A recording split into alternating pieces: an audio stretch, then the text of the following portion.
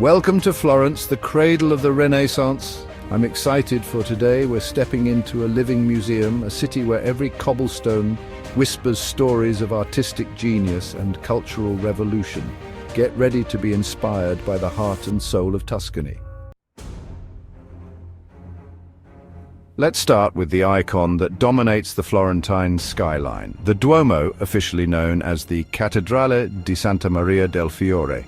This architectural marvel took nearly 150 years to complete. Picture this, it's 1296 and Arnolfo di Cambio is tasked with designing a cathedral that would outshine all others.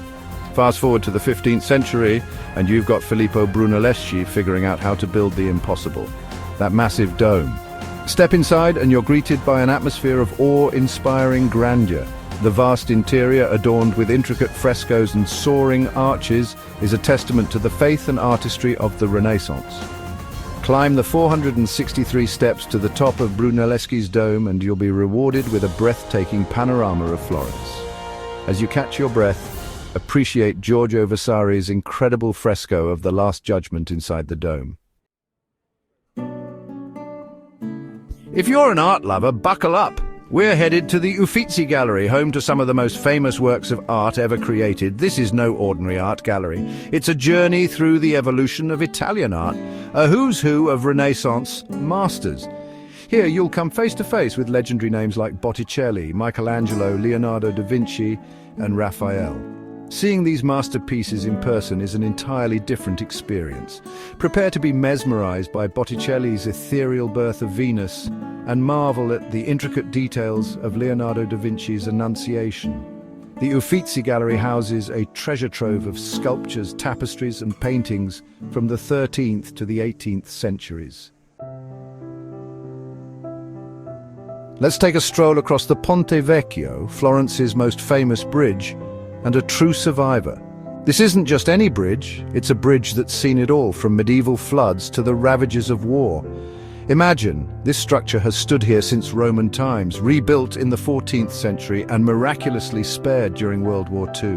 What makes Ponte Vecchio truly unique are the shops clinging to its sides, seemingly defying gravity. Back in the day, these shops were home to butchers and tanners. In the 16th century, the Medici family had Giorgio Vasari build a secret passageway above the shops, connecting their residence, Palazzo Pitti, to the Uffizi Gallery. Today, the Ponte Vecchio is a symphony of glittering gold. Jewelers and art sellers have replaced the butchers, transforming the bridge into a luxurious promenade. As you wander past the sparkling windows, appreciate the breathtaking views of the Arno River. From one Medici masterpiece to another, we now arrive at the Palazzo Pitti, a sprawling palace that speaks volumes about the power and extravagance of Florence's most famous family. Originally built for the rival Pitti family in the 15th century, the palace was later acquired by the Medici. Today, the palace houses 5 museums, each more captivating than the last. Explore the lavish royal apartments where you can practically hear the echoes of Medici banquets and courtly intrigues. Lose yourself in the vast art collections, showcasing a dazzling array of paintings, sculptures, and decorative arts from the Renaissance to the 19th century.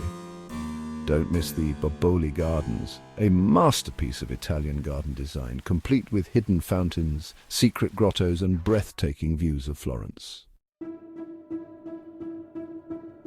Let's step into the heart of Florence, the Piazza della Signoria. This L-shaped square has been the city's political and social hub for centuries.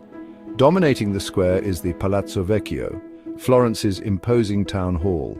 With its crenellated tower and imposing facade, it's a symbol of the city's enduring power and independence.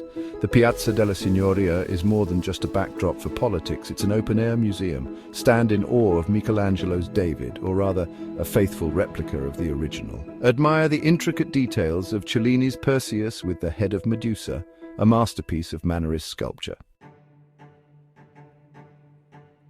Now it's time for a face-to-face encounter with the real Michelangelo's David.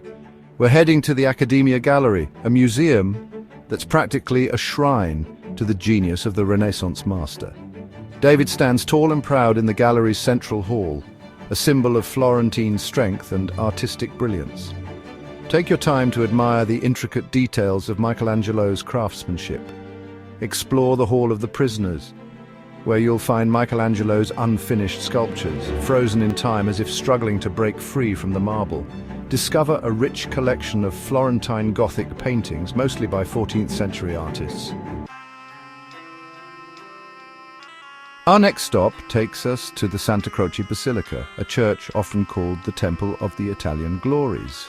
This 13th century Franciscan church is not just a place of worship.